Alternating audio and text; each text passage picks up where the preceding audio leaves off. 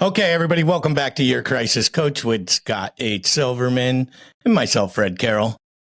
Today, Scott's bringing a guest on with him, a man who doesn't have a lot of downtime, it seems, because he's always busy doing something. But we're going to learn more about Glenn Kirschner today. How are you, Mr. Glenn? I'm good, Fred. How are you gentlemen doing? We're well. I'm well. I don't know about Scott. Scott's not always well. No, we had an earthquake today, so we're still, those of us grew up in earthquakes, and Fred, thanks for asking about it, but we're okay. Nobody was hurt that we know of, so I'm doing better now that the earthquake's over, but we'll probably have some aftershocks. So it happened, Scott. It happened. So tell us about your guest today. All right. Well, everyone knows him, and if they don't know him, they're probably part of MAGA, and this is not a political show, or they just don't like people with goatees. So, Glenn, I'm so excited that you're here, and I want to share with our audience. There's like 7 people, and 3 of them are going back to prison, so the other 4 will be, we hope, helping us get this message out. You had been, and I'd seen you for years. I'm a big fan of MSNBC, and I watched you consistently, and I like the way you used to take your glasses and put it in your coat and look very intellectual, and I wasn't, and I'm not. So I envied and was jealous of your ability to not only speak to your subject matter, but the way you spoke to it.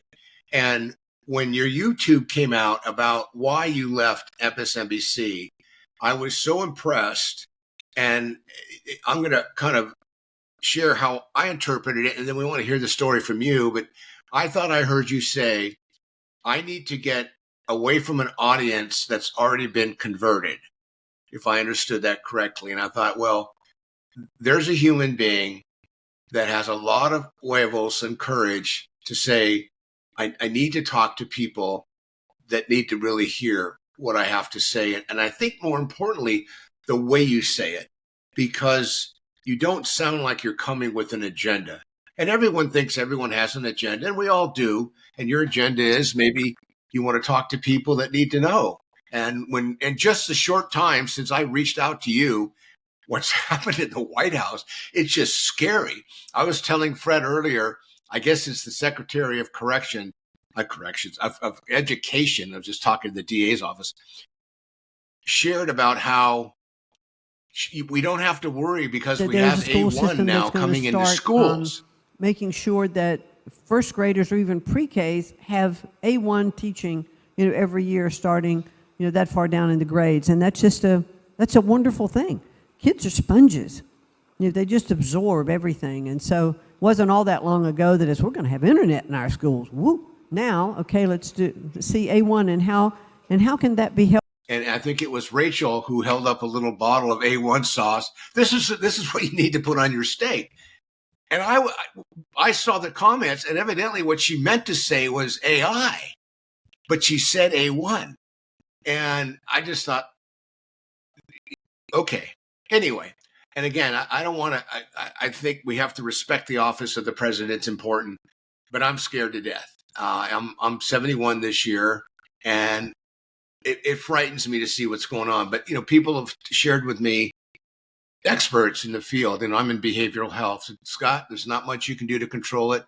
Just keep your voice out there and keep talking about it. So I wanted you to come join us and tell us from your perspective why you did what you did, the way you did it, and how are things going for you. And I hope today that we're all going to learn a lot about you that we wouldn't normally see, as an expert giving opinions on what's happening. And I know last week you were supposed to be with us, and you had to delay because you were in some of the congressional hearings as a subject matter expert. So it's all yours, Glenn. So tell us who Glenn Kirschner is and why you're here and what happened with MSNBC and why you made that change. Because obviously it sounded like you were left on great terms. And so it was a decision you made because you want to be a greater resource to others. And my life's goal is to try to help families keep their loved ones from going to funerals. So I understood. Yeah, well, Scott, thank you for inviting me and for the introduction. When I get messages from all over with folks saying, hey, would you come on the podcast or the radio show or my YouTube channel? I try to say yes as much as I can, because I've always said, look, I spent 30 years talking to 12 people in a wooden box, juries, and that was really my professional passion. I loved trying cases. But I've always said, look, I'll talk to 1,000 people in an auditorium or 2 people in a diner or a coffee shop and be just as happy and enthusiastic, because I had the really good fortune of developing a certain amount of expertise in really just one thing, the practice of criminal law. First, as an Army JAG prosecutor, I see Fred wearing his MP hat. I adored my MPs, my MPIs, and my CID, Criminal Investigation Division agents that I worked with when I was a trial court prosecutor handling court-martial cases up in the 6th Infantry Division in Anchorage, Alaska, and then moving on to the Army's Government Appellate Division, where I got to do, among other things, espionage and death penalty cases. But I had such good fortune to be able to develop a certain body of expertise in the practice of criminal law. And it just so happens that, that is kind of part of what we have now all been obsessively following ever since the rise of Donald Trump, who has distinguished himself as pretty much a career criminal. When you look across the spectrum of his, and I don't say these things coming from a place of politics.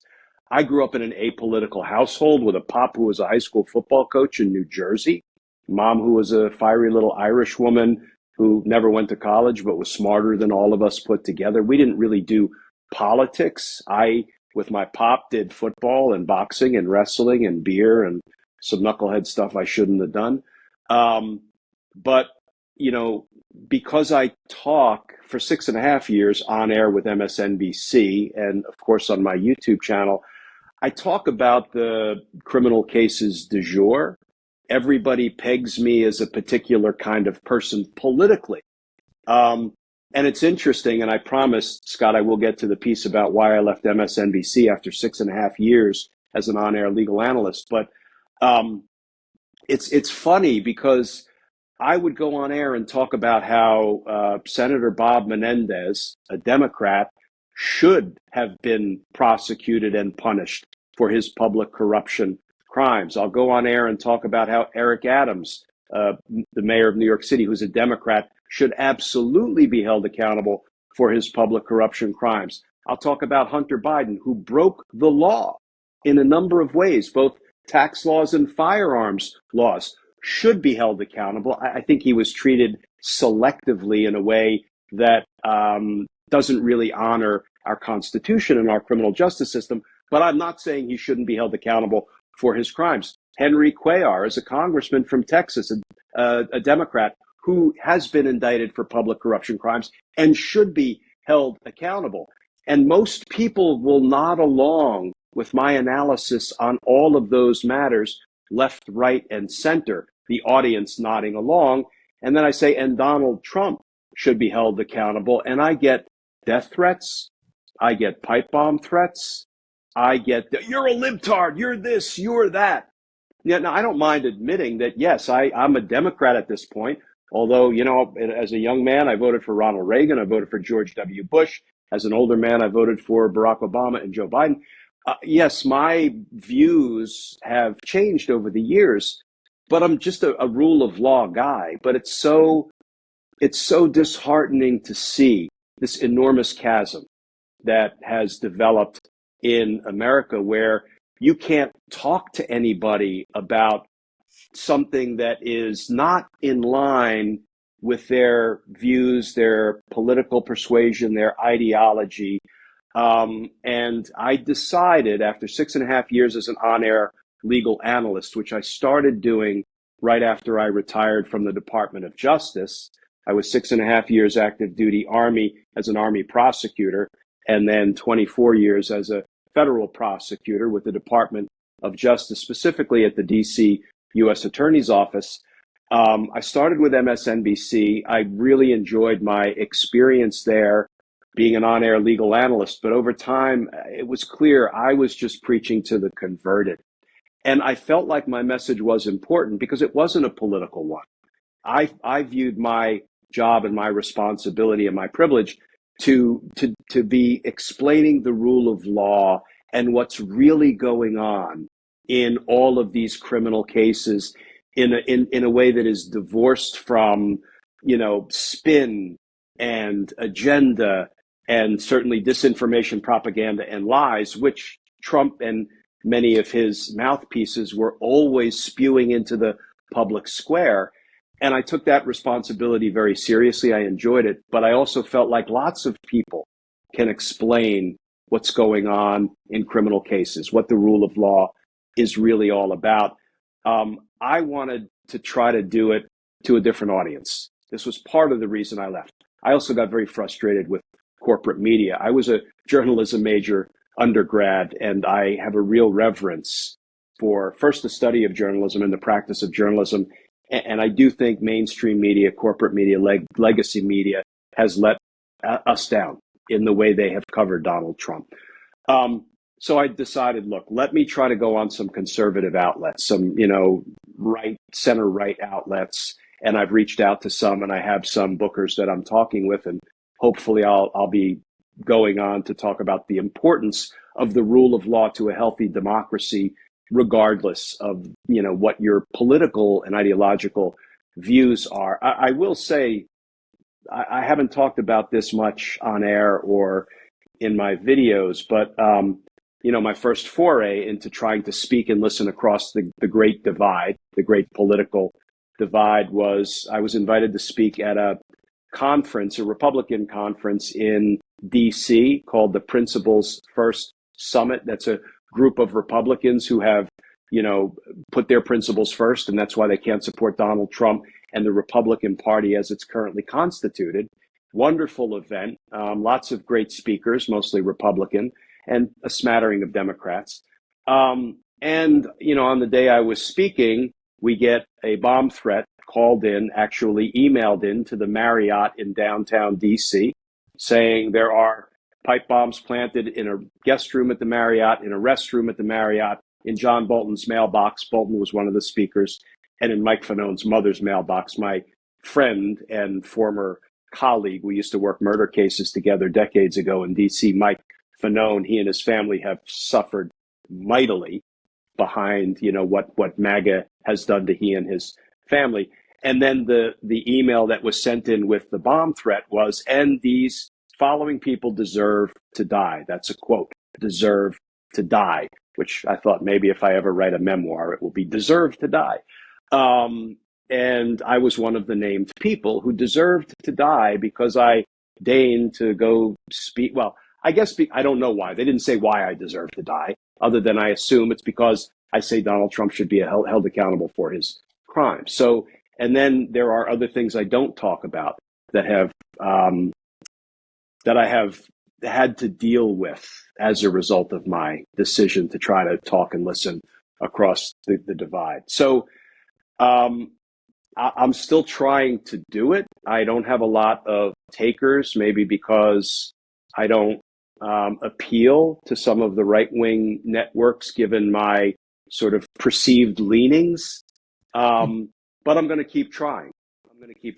And I'm going to, first and foremost, keep trying to hold Trump and company accountable for their egregious lawlessness, unconstitutionality, callousness, cruelty, and grift for openers, because that is what is destroying America. And here we are today on the eve of a true constitutional crisis, where Donald Trump had the president of El Salvador in the Oval Office, and Trump signaled, no, I will not be bringing Abrego Garcia back to the United States, even though the Supreme Court has directed me to do so. In fact, I'm asking the president of El Salvador to build 5 more prisons because I intend to send, quote, homegrown folks there, American citizens. So as Timothy Snyder said, he is intending to send American citizens to concentration camps in foreign countries. This is not something the United States can or should have to endure. Well, that's a lot. So let me ask you a weird question. You were talking, I'm thinking, if Trump was a Democrat, let's just say for the sake of goofy conversation, if he was a Democrat, would he have been able to get this far and be able to stand where he's standing and do what he's doing? No, he would have been serving life in prison as a result of, you name the crime or crimes, the classified documents crimes at Mar-a-Lago, the insurrection at the U.S. Capitol on January 6th. Of course, he was convicted by a New York jury of 34 felonies, but went unpunished. I think Republicans tend to be a little bit more ruthless, and at least the current batch of Republicans, this is not the way it used to be, don't seem inclined to play by the rules, the law, or the Constitution. So no, there's no way, in my opinion, a Democrat president would have survived everything that Donald Trump has survived politically or criminally in the criminal justice system. And he shouldn't. If a Democrat president did even 1/100th of what Donald Trump did, a Democrat president shouldn't survive that politically.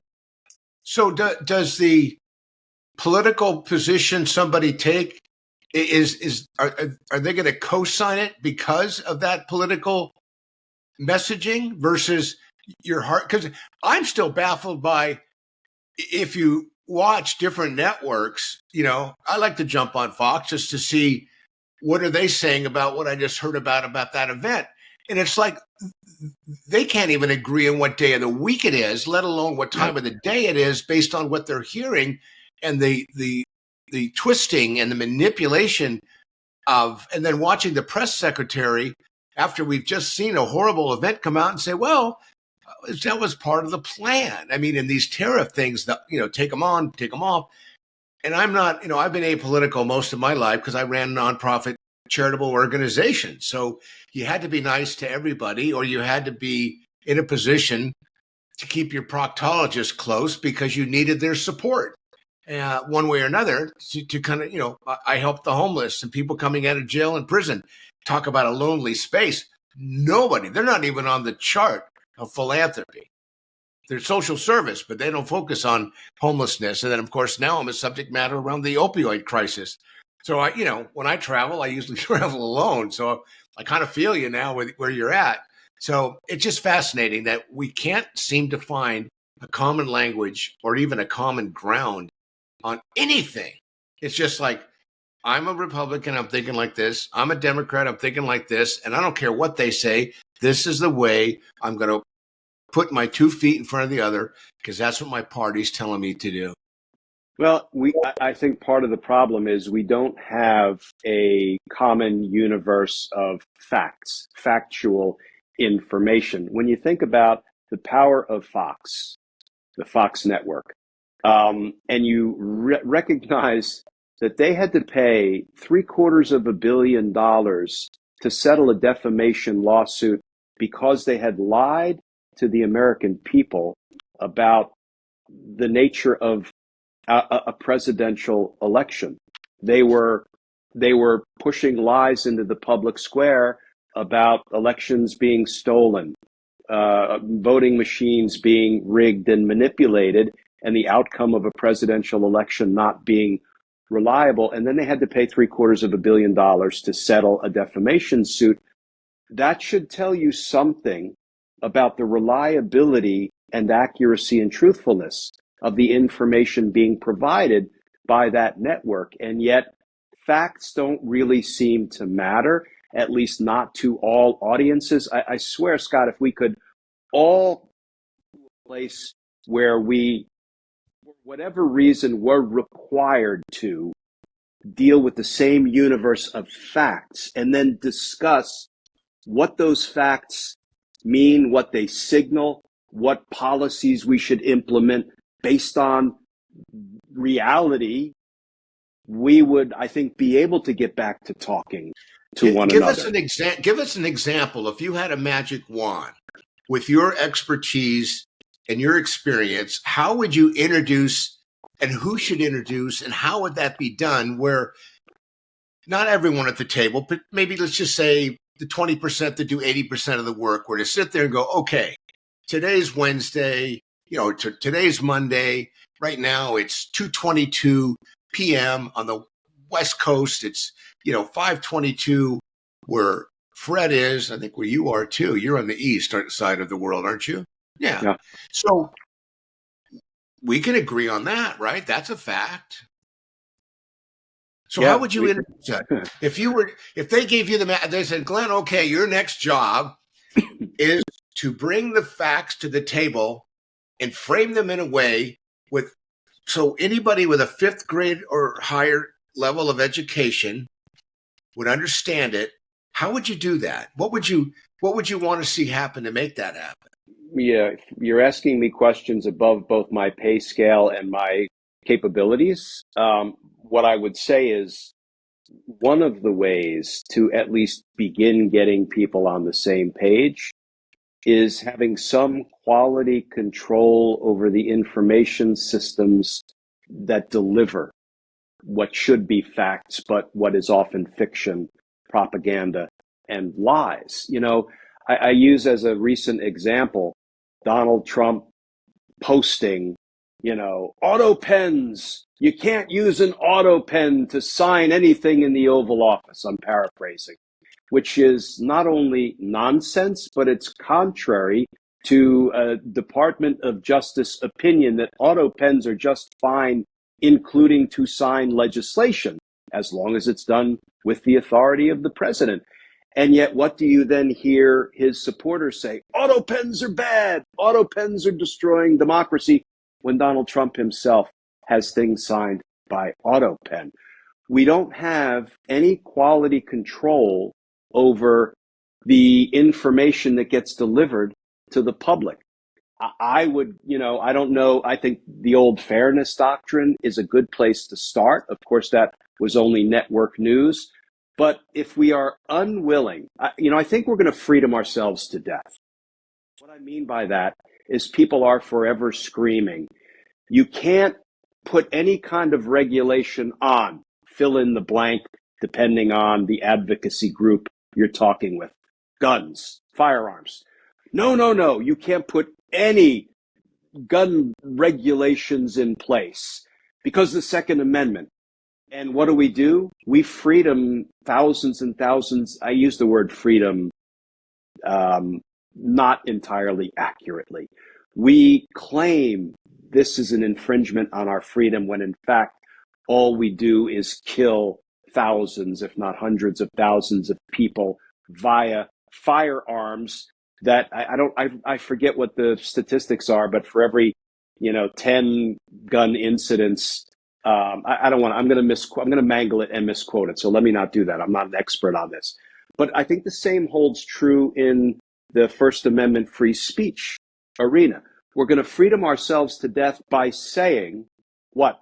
A president of the United States should be permitted to lie about an election being stolen, votes being rigged, and your favorite president being wrongfully taken from you.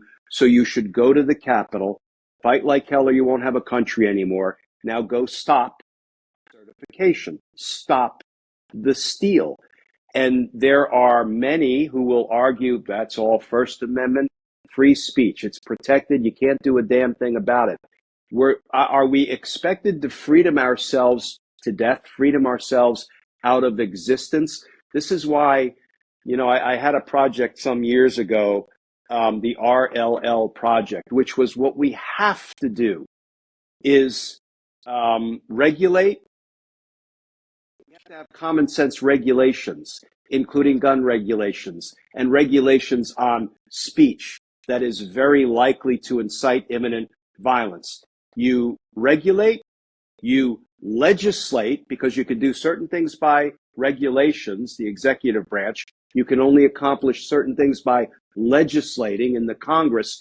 And then once you have engaged in common sense regulation and common sense legislation, the final L in the RLL is you litigate.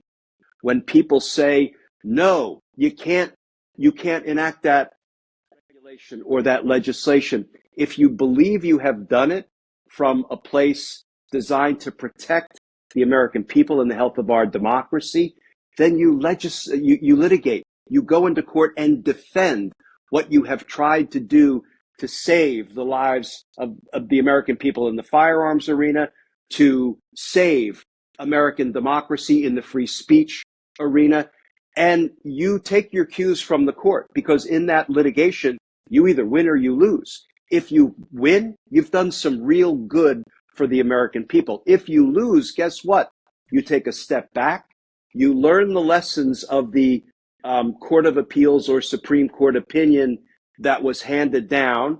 When you were on the losing end of that opinion, you recalibrate, do it all over again. Nobody said governing was going to be easy, but it's important.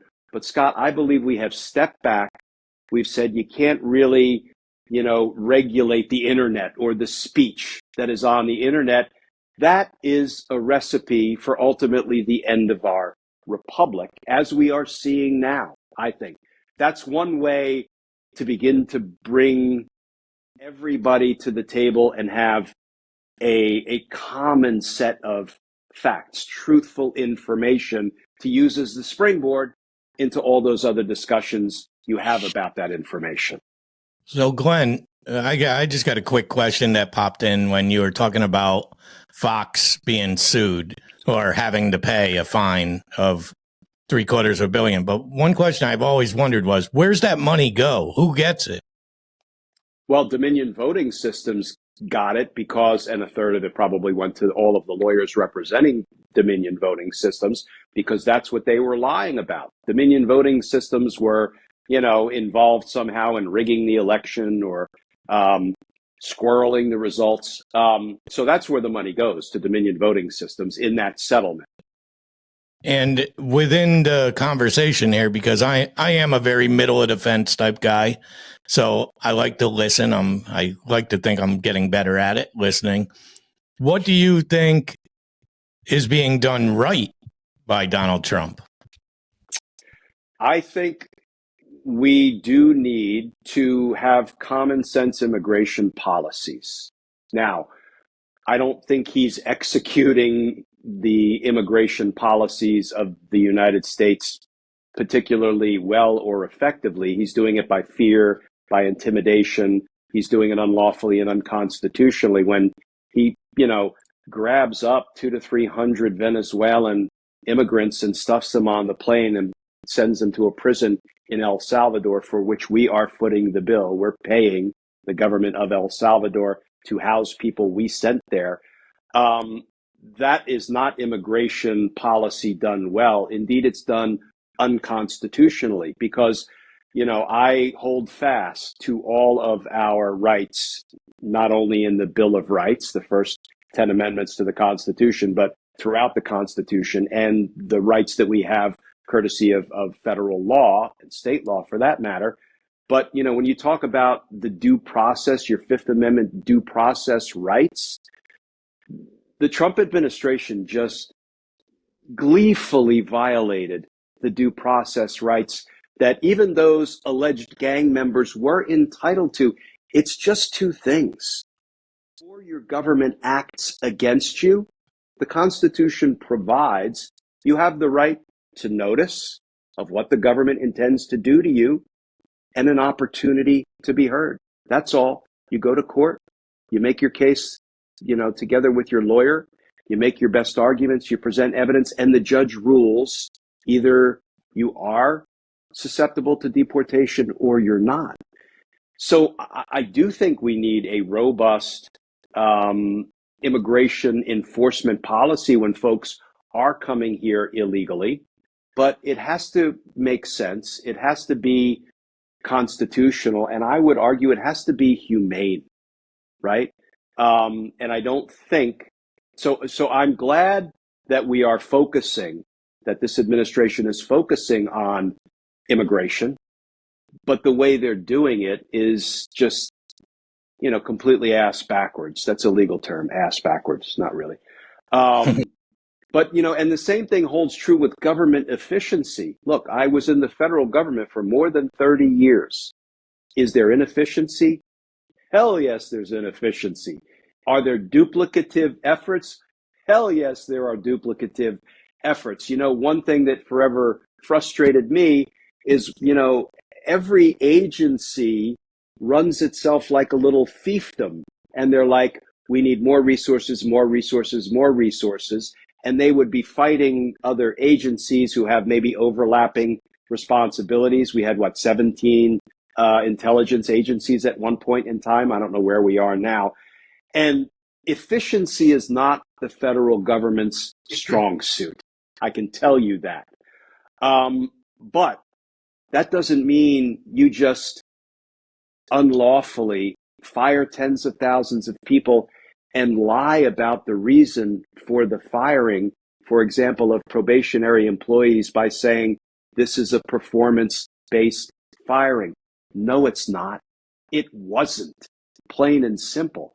So if focus on efficiency, focus on, saving our taxpayers' dollars, focus on downsizing, but do it in a way that makes some dang sense and doesn't sort of abuse the people. 2.1 million in the federal workforce, public servants, doesn't abuse the people who are there because they have a sense of mission by and large. They're doing the work of the American people. That's what the federal government employees do. So I think they're focusing on really important things, but the way they're going about it is this kind of reckless, heartless, and lawless approach. And so what are they doing well? I don't know what they're doing particularly well, though I think they have the right idea in some of the sort of big picture things they say they want to accomplish. And you think about and bringing a topic up with Israel. I mean, with Zelensky and with Putin, and I think Trump said it again today that it's Zelensky's fault. Ukraine started this war, and it's like, to your point about the facts, people. During his first term, I think there were some senior people that kind of hung around or got stuck in a seat, and they were kind of, part of the guardrails, if that's an accurate way of saying it. And now everyone's just like, okay. And before he even opens his mouth and gives a command, whatever you need, we will get it done. I mean, watching J.D. Vance talk to Zelensky in the Oval Office and all, my perspective is what I see on, whatever channel, because they're all covering that. And the way his tone that he treated, a president of another country who has been trying to save his people, it appears, unless I'm just getting this information completely mixed up. And as a human, I believe I could do that, but I don't think so. Being Jewish and experiencing, what our people have gone through and over the past, that's what I see, and I've told my family, I'm not getting on the train. I don't care what happens. I'm not going to get on the train. And, being Jewish, we grew up with the stories and remembering and how important it was and standing our ground and helping others. And to Fred's question, if Trump were to say, you know what, I'm going to pivot here, and I'm going to take all the power and expertise I have, and I'm going to really create a world that's wonderful. Not just to say, I'm going to make America great again, and here's how I'm going to do it. Tax everybody, tax credits to the wealthy. And because, he has a lot of interesting skills. Are they sustainable? Not based on his track record in business, but he's great at starting things, but he can't, who said it the other day? How do you take a casino and bankrupt it? Well, he did it in a big way and hurt a lot of people. And it's hard to believe that Americans, we're seeing it globally now. A lot of people around the globe are going, no, you know what? We'd rather eat the same sandwich 2 days in a row than give in. And I think at some point America is going to say, you know what? Stop it. Just stop it. Slow it down, reboot, flip the switch, for God's sake. Now it seems like all the red states are suffering from these big cuts, and God forbid they ever get to Medicare, Medi-Cal, and Social Security. Imagine the poverty wave we would have in this country. And I don't see how they sit in their office beating their chest. He says he doesn't drink or do drugs. Okay. So he eats Big Macs, big deal. And say, we're doing a great job. And every testimonial that comes out is, we are doing more. We've done more in our first 100 days than any other president other than maybe Abe Lincoln. And I can't measure. I don't know what they're using for a measuring stick. I mean, how do you account for success based on what you've just described? And you have an insight to being on the inside and what, Fred and I see on a daily basis. And it's just baffling to me. And it makes me sad that there's nobody there in the office going, hey, boss, that doesn't make sense. You're going to kill 6 people to keep one person alive who's got a terminal illness? What's the logic in that? And watching Elon Musk and how he's gotten in there, it looks like he may be on the way out because, Trump's now replaced his money with all these law firms. And I can't even believe that they've done this and how they're going to help support him. And what is it? He's got 140 some odd lawsuits already going. Now he's going to have all this in-kind legal help to fight those?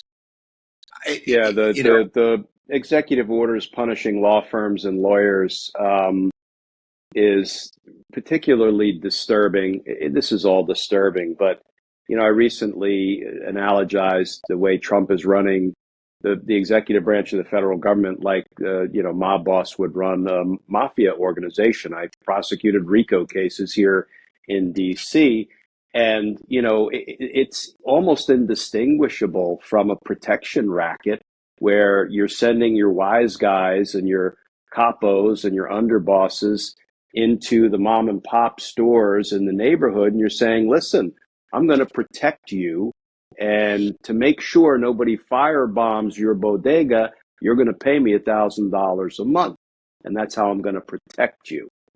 And they pay, right? How is that different from an executive order saying, I'm going to punish law firms, and some of those law firms choose to go to the Oval Office, bend the knee, and say, we will pledge $100 million in legal services to you if you protect us. You just don't punish us. It's kind of extortion-y, because the crime of extortion, boiled down to its essence, is using a threat or coercion to obtain a thing of value from a person or an organization. Yeah. Which is exactly what Donald Trump did to President Zelensky, circling back to President Zelensky the first time around when he said, look, I have these congressionally appropriated funds right here, ready to go to you. Congress has said they should be delivered to you. And I know you want to use them to protect the lives of your countrymen and women against unlawful Russian aggression, but I need a favor, though. And he then leveraged those congressionally appropriated funds for a dirty political favor, trying to convince President Zelensky to announce, not conduct, but just announce a bogus investigation into his political opponent, Joe Biden.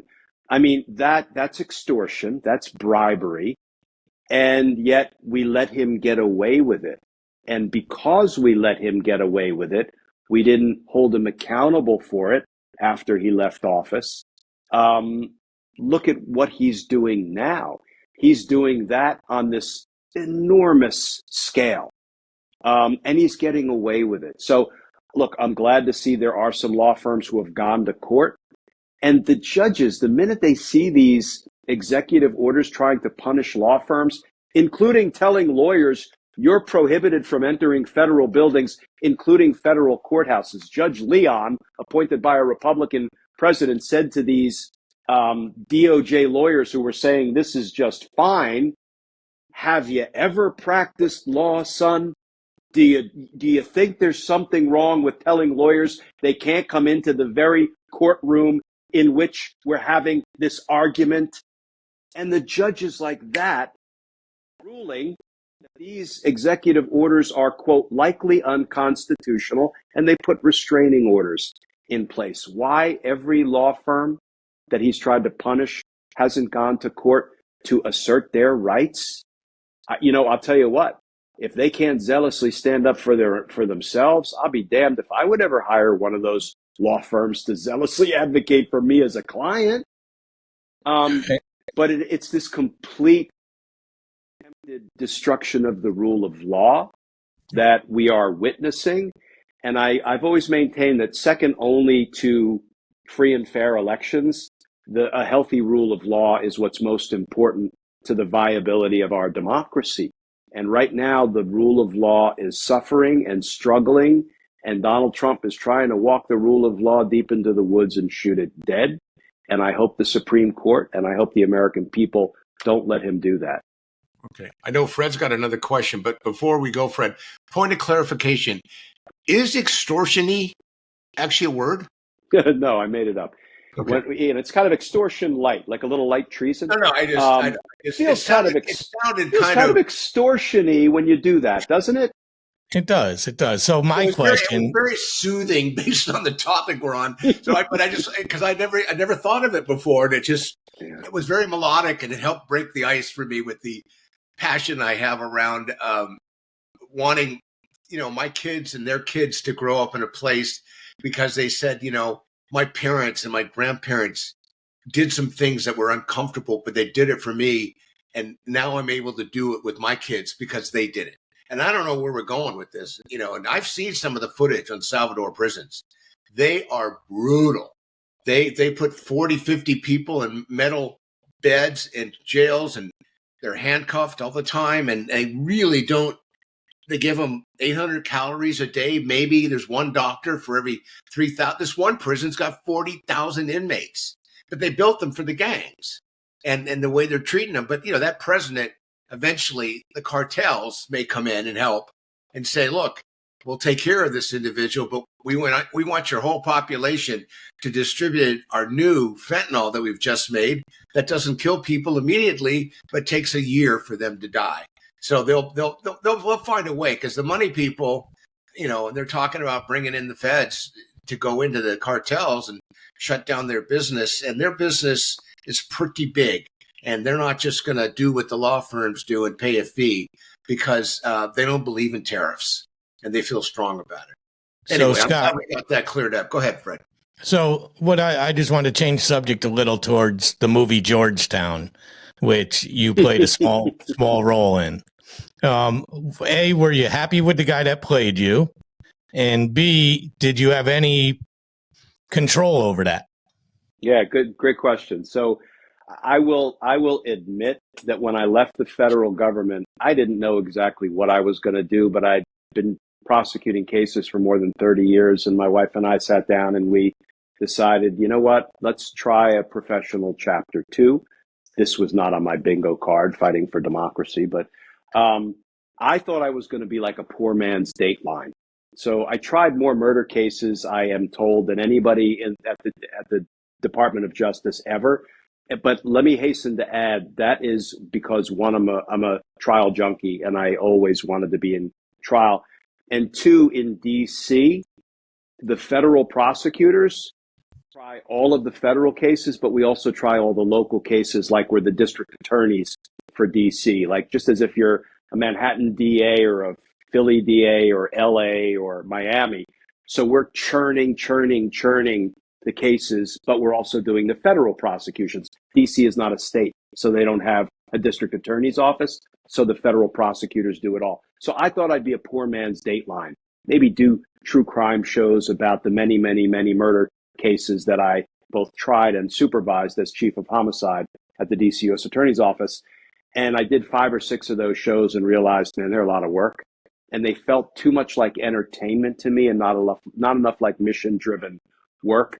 So when I heard Christoph Waltz, acclaimed actor, was going to take one of my murder cases and make it into a major motion picture, and he was going to star as my defendant, I was excited. It's a really unique story, the murder case itself. And I reached out to Christoph Waltz's people, the production company or whatever, and I kind of got a very standoffish response. And what I took away from it was that they really didn't want, I don't want this to sound inaccurate. I don't think they wanted like somebody coming in talking about the true state of affairs and getting down into the details and the weeds, because that could impact the quality of the storytelling, I guess. That was my interpretation anyway. So I didn't really have any involvement in the production of it. The guy who played me, Paulino Nunez, I didn't, it was my murder case. I investigated it, indicted it, tried it to conviction, and it has a crazy sort of PS attached to it. It really was a bizarre case. But the guy who played me, Paulino Nunez, they didn't really focus on the court scenes much. It was really more about the run up to the murder and the murder itself by this defendant, whose name is Albrecht Muth, Muth, who was a career con man, very successful con man, killed his elderly wife in Georgetown. And then he took us all on this odyssey when I was trying to get him to trial. It would take me another hour to explain it. But if anybody wants to see the story, the movie is Georgetown. And it was, I thought, a pretty well done movie. Yeah, and it's available on Prime, Amazon Prime right now. And the other thing I feel really proud of is a 2-part documentary that we have up on Peacock, which is Who Killed Robert Wone, Wone, a 2-part series that I did have kind of a hand in start to finish, and I'm kind of featured throughout the 2-part documentary, and that is another remarkable, confounding story. But the reason that was like my 6th or 7th one, and I agreed to do it because the murder itself is unsolved, and we have a tip line embedded in the end of the documentary, and we hope people will call in and help us solve the murder of Robert Wone. I couldn't solve it, so I tried the 3 defendants on covering up the murder: conspiracy to obstruct justice, obstruction of justice, and tampering with evidence. So I'll leave it there if anybody wants to tune in and watch it. It's a really well-made documentary by a great production company. Well, you certainly lived a very exciting life, that's for sure. But I'll hand it over to Scott, and then I'll wrap it up. What do you got to end this, Scott?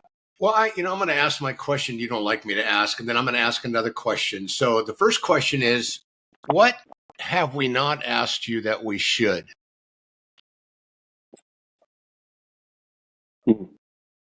This is why he says I don't like. Yeah, that's. I mean, my mind races on mainly legal issues because that's what I focus on.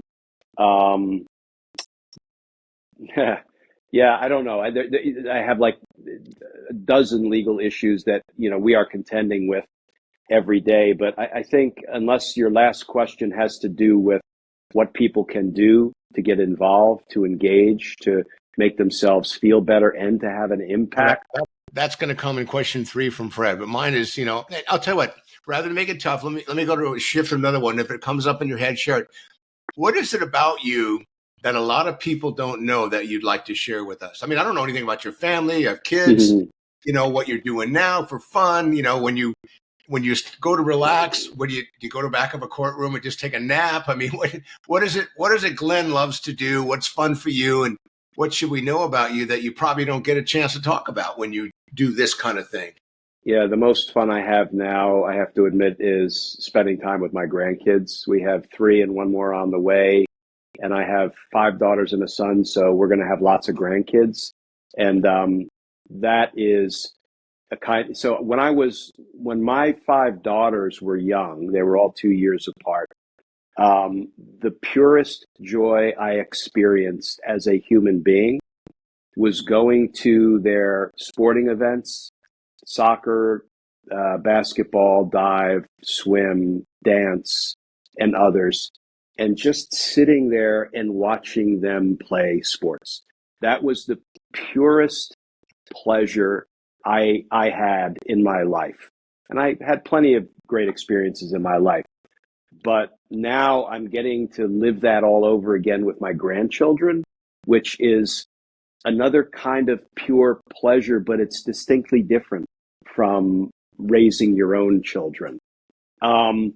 So that's the most fun I have on this planet, is just spending time first with my 5 daughters, and then I came into a son as a result of a second marriage, and our grandkids. That's pure joy. That's great. Thank you for sharing that. It sounds like in a couple more years, you may have enough grandkids to actually put in a booth and get 12 people and start making some formal presentations at a level that you love to do. My kids would all come to court from time to time and watch me try murder cases, which was a lot of fun having them in the audience and kind of see what dad does. And this is a joke, but I tell it, it's kind of a joke and it's also a little serious because we have so many lawyers in this country, and I don't know if it's healthy that we have as many because everybody's fighting over legal work and that can create problems. But I often jokingly say one of my proudest accomplishments is that none of my kids decided to be lawyers. They're all productive members of society. They're not lawyers, and kind of a joke, but we have a lot of lawyers. Did I tell you my daughter's a lawyer? She's a family law attorney, and she loves helping people and does a lot of the restraining orders. And, she really protects the victim. Really, public interest lawyers, whether you're, as you say, I mean, we need lots of good lawyers like in nonprofit spaces and victim service spaces. We need great prosecutors, and we really need great criminal defense attorneys, because nothing is more important than zealously representing the interests of somebody that the government is accusing of a crime. And defense attorneys have to do double duty. Not only do they have to zealously represent their clients, they have to make sure that the government, the prosecutors, and the police don't overreach, don't bend the law, and don't violate anybody's constitutional rights. So huge respect to people who decide to be criminal defense attorneys, because they're often unsung heroes, because they're like, you're representing a dirtbag. It's like, you know what? You have a Sixth Amendment right to zealous representation. And I am here as basically the wall between my client and the entire government that is coming down on my client right now. So, yeah, you gave me an idea. Sorry, Fred. You gave me an idea. I think what I might do is I might write some of these law firms that just gave so much money to Trump and see if I can get them to do some pro bono work. We run a Veterans Navigation Center for veterans here in San Diego, and see if I can maybe even get the White House to, because as a crisis coach, I wrote a letter to J.D. Vance and to Trump offering my services as a crisis coach and interventionist. I said, if I can help you, feel free to give me a call. And the first 20 minutes will be pro bono, but after that, there'll be an hourly fee involved. I have not heard back yet. So, but I like the way you're thinking. Anyway, Glenn, it was awesome having you here. I'm going to let Fred wrap up. And thank you so much for your time. And thank you so much for the work that you're doing. Fred, all yours. I'll let you close out, brother. Okay. Well, before I do go, is there any place you'd like to send people to learn more about you or what they could do to help? Yeah. So I want to talk about what I think people can do to engage. And I think it makes us feel better when we are engaged. So, everybody, and then I'll talk about where people can find me, though that's less important. We always hear about how you should write and call and text and email all of your elected officials, right? From your city council member or your town council member up to your United States senator. And I know people will say, but I'm in a red state and that it doesn't matter. Do it anyway. It's even perhaps more important because pressure bursts pipes. And, Scott, not to circle back to when you were saying this is not sustainable. I don't feel like this is sustainable, what Trump and company are doing. And I don't think these folks are going to be the end of our democracy. I just don't think they're up to the task. So the more pressure we put on, every pressure point, pressure bursts pipes, do that. But that's the easy thing. Protest, vote. These are all the things we hear over and over again. One thing that we don't hear, and I don't tell anybody who to support financially, who to donate to, but what people may not recognize is there are all these nonprofit organizations that are suing the pants off the Trump administration in court, and they're winning hundreds and hundreds of suits. And the suits they're bringing are protecting and promoting our rights as the American people. But we're not paying these people. They're not our lawyers. We don't have an attorney-client relationship, but they're in court every day, organization after organization after organization. I always hesitate to start spitting out the names of the organizations because there are so many and I won't be able to cover them all. But if you want to get involved, reach out to these organizations that are in there doing our work in court, bringing these lawsuits, challenging Trump's illegality. And if you want to donate money to them, donate money to them. If you want to volunteer to work with them in some capacity, that would be helpful, or to knock on doors or to fundraise. I mean, these are our lawyers in a very real sense, not in a legal representation sense. There is a great website called Just Security, and they have a tracker with every single case, every single lawsuit, and the lawyers or the firms, the nonprofits that are bringing these suits. You know, these are, you know, like the ACLU and Democracy Now! And American Oversight and CREW, Citizens for Responsibility and Ethics in Government, and the Free Speech for People, and they're endless, but they're doing our work in court. You want to get engaged, you want to feel good and do something that's important, help support these nonprofits in any way you can, because engaging makes you feel better. What was that website again? It's Just Security, I think, .org. Just the JUST Security, Just Security. Okay, great. And then where you can find me, so I'm on all the social medias, but most directly, people can go to my YouTube channel, which is Justice Matters with Glenn Kirschner, and I put up a daily legal analysis video. I'm just posting today's as we speak, trying to analyze the legal issue of the day and explain what it's really all about. They can also find me on Substack.